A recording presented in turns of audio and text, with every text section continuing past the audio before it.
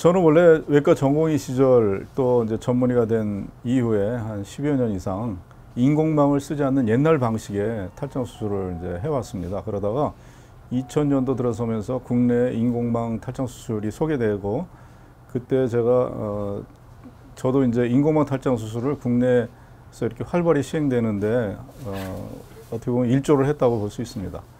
그러다 보니까 제가 인공망 탈장 수술을 당시에 국내에서는 가장 많이 이제 경험한 그런 외과 의사가 됐고, 그 과정에서 그전에는 미처 생각하지 않았던 수술의 뭐 통증이라든지 이런저런 불편을 호소하는 분들이 이제 있다는 걸 인지하게 됐어요. 거기다가 더 결정적인 거는 이제 모 대학병원에서 인공망 탈장 수술을 하고 통증이 너무 심해서 거의 일상생활을 할 수 없다, 하지 못하겠다 하는 분을 이 저를 찾아오셨는데, 그분을 놓고 제가 고민하다가 이거는 인공망 제거 외에는 방법이 없겠다, 이분의 그 통증을 해결하기 위해서는.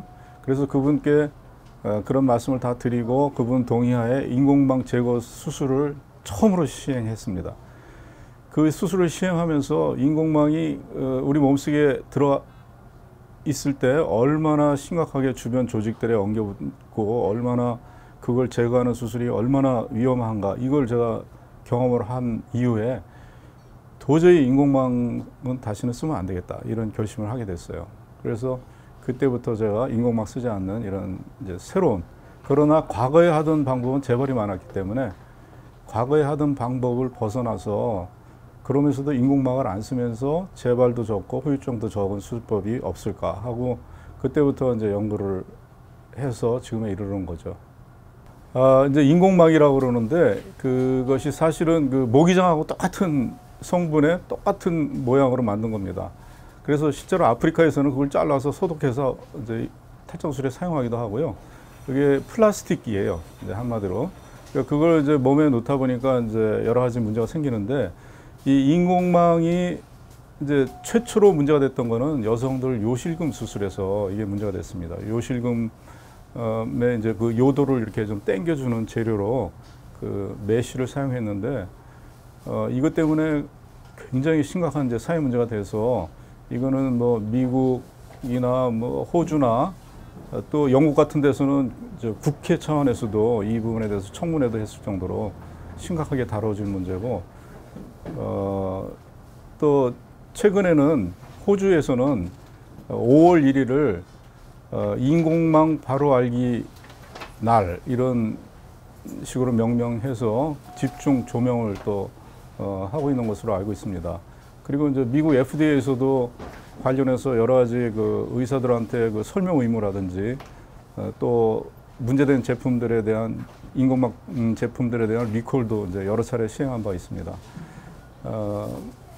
그런데 이제 요게 요실금에서 이렇게 집중적으로 문제가 됐지만 그 이후에 이게 탈장에도 문제가 되는구나, 이런 것들이 이제 알려지고 실제로 또 그런 환자들이 생기면서 이제 집단 소송 같은 것도 생기고, 그래서 뭐 BBC라든지 미국 NBC 또 호주의 ABC인가 그런 방송국에서는 이런 서해부 탈장에 사용하는 인공망의 문제점도 요즘 많이 다루고 있습니다. 그런 측면에서 이제 국내에서는 근데 이런 것들이 이렇게 많이 이렇게 논의가 되지 않는 부분들이 이제 상당히 좀 아쉬운 부분이 없지 않아 있습니다. 또 국내에서는 아직 뭐 이거를 갖고 이렇게 집단 소송을 하거나 한 예는 제가 없는 것으로 알고 있는데, 환자분이 개인적으로 상당히 고통받는 분들은 제가 많이 이제 경험을 했어요. 그래서 실제로 저한테 와서 하소연하고 이제 뭐 그런 분들에게 인공망 제거 수술을 지금 한 100여 분에게 제가 개인적으로 해드렸을 정도로 적지 않고요. 이분들이 이제 수술한 병원에 가서 얘기를 하면은 온갖 검사를 한 다음에 재발하지 않았다, 이렇게 결론 내리고, 그러니까 이상 없다, 이렇게 이제 의사가 얘기를 하니까 더 이상 하소연을 못 하는 거예요. 아프다는 얘기를 더 이상 거기다 하지 못하고, 또 심지어는 이 통증은 실제로 존재하는 통증이 아니라 환자분 머릿속에서 만들어진 통증이라는 이런 기괴한 논리로 또 이렇게 이제 환자분한테 이야기를 해서 환자분이 막 혼란스러운 상태에서 오시는 분도 많아요. 그래서 이제 제가 그런 분들에게 이제 이 수술이 굉장히 힘들고 이제 위험하지만 그래도 그런 분들에게 이제 수술을 좀 해드렸는데 1870년대부터 근대적인 서해부 탈장 수술이 이제 시작이 됐는데 초기에야 당연히 인공망을 안 썼죠. 자기 살로만 갖고 이제 수술하는 방식이었는데 이 수술법들이 한 100년 이상 진행되어 오면서 한계가 있었는데 그건 뭐냐면 재발이 많다는 거예요. 뭐 한 20-30%까지도 이제 재발을 해서 당시에 의사들이 왜 재발할까 고민을 하다가 이게 땡겨서 꼬매니까 이게 버티질 못하고 다시 틀어져서 재발을 하는구나. 그러면 땡기지 않고 어떻게 할 수 있는 방법이 없을까? 그래서 인공망을 갖다 덮어놓은 겁니다. 그러면은 이제 재발을 안 할 거라고 생각했는데 이 인공망을 덮어놨는데도 불구하고 여전히 10% 전후로 재발을 하고 또 하나 심각한 거는 후유증이 생겼다는 거예요. 그 전에 없던 심한 통증이라든지 이런 후유증이 생겼다는 겁니다. 무인공망 탈장 수술을 새로 개발하고 시작한 게 2012년도인데 그 이후에 저는 이제 무조건 100% 인공망을 안 쓰는 방법으로 수술을 해서 지금까지 10,000건 이상의 이제 무인공망 탈장 수술을 했고요. 그동안 이제 많이 방법들을 개선해서 지금은 수술 시간도 한 15분 전후밖에 안 걸리고 또 상처도 작고 또 재발도 거의 뭐 0.5% 미만이고 후유증도 거의 없는 이런 좋은 결과를 지금 얻고 있어서 상당히 자부심을 느끼고 있습니다.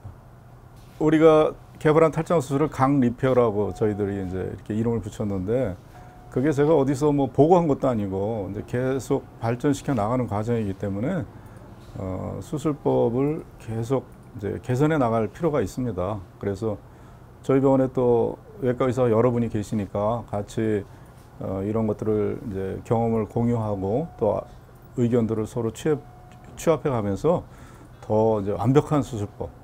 그러니까 저희의 목표는 재발률 제로, 후유증 제로.